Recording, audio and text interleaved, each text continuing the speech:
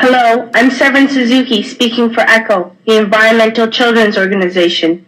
We're a group of 12 and 13-year-olds trying to make a difference.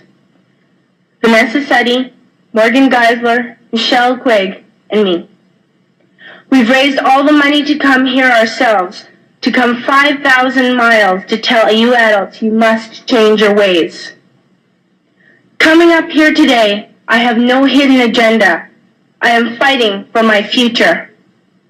Losing my future is not like losing an election or a few points on the stock market. I am here to speak for all generations to come. I am here to speak on behalf of the starving children around the world whose cries go unheard. I am here to speak for the countless animals dying across this planet because they have nowhere left to go. I am afraid to go out in the sun now because of the holes in our ozone. I am afraid to breathe the air because I don't know what chemicals are in it. I used to go fishing in Vancouver, my home, with my dad, until just a few years ago we found the fish full of cancers. And now we hear of animals and plants going extinct every day, vanishing forever. In my life, I have dreamt of seeing the great herds of wild animals, jungles and rainforests full of birds and butterflies, but now I wonder if they will even exist for my children to see. Did you have to worry of these things when you were my age? All this is happening before our eyes, and yet we act as if we have all the time we want and all the solutions. I'm only a child, and I don't have all the solutions. But I want you to realize, neither do you. You don't know how to fix the holes in our ozone layer. You don't know how to bring the salmon back up in a dead stream. You don't know how to bring back an animal now extinct. And you can't bring back the forest that once grew where there is now a desert. If you don't know how to fix it, please stop breaking it. Here, you may be delegates of your government, business people, organizers, reporters, or politicians, but really, your mothers and fathers, sisters and brothers, aunts and uncles, and all of you are someone's child. I'm only a child, yet I know we are all part of a family, 5 billion strong, in fact 30 million species strong, and borders and governments will never change that. I'm only a child, yet I know we are all in this together and should act as one single world towards one single goal.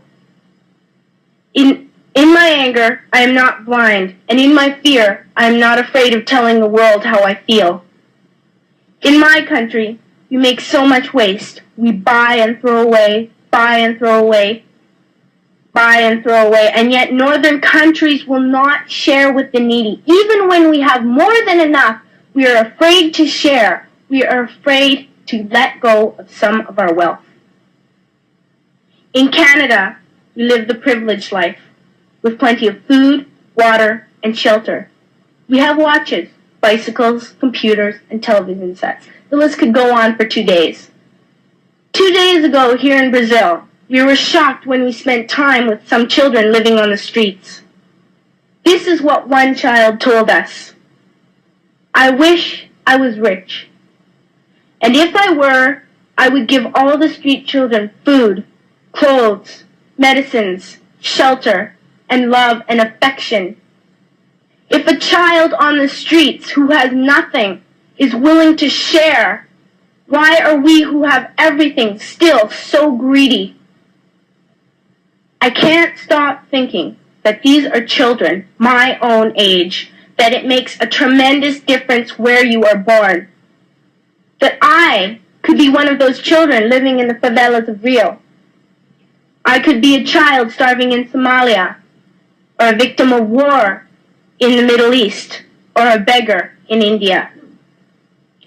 I am only a child, yet I know if all the money spent on war was spent on finding environmental answers, ending poverty, and finding treaties, what a wonderful place this earth would be.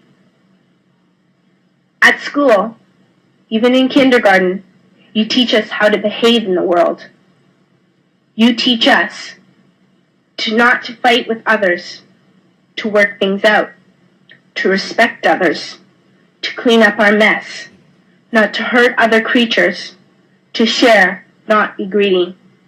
Then why do you go out and do the things you tell us not to do?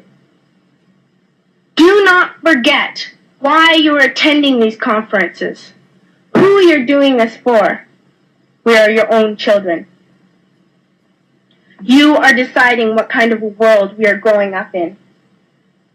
Parents should be able to comfort their children by saying, everything's going to be all right. It's not the end of the world, and we're doing the best we can. But I don't think you can say that to us anymore. Are we even on your list of priorities? My dad always says, you are what you do, not what you say. Well, what you do makes me cry at night. You grown-ups say you love us, but I challenge you, please, make your actions reflect your words. Thank you.